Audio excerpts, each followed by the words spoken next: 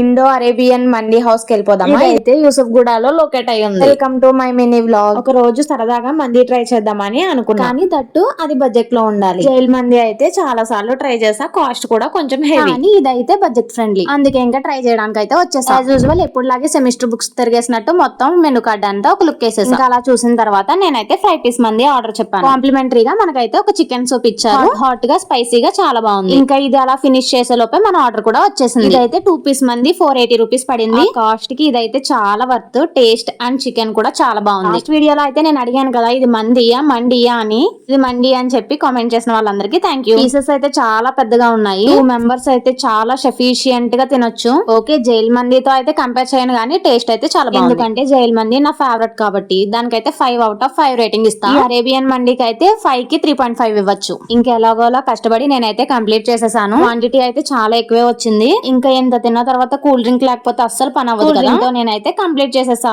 చలో bye guys, subscribe for more videos.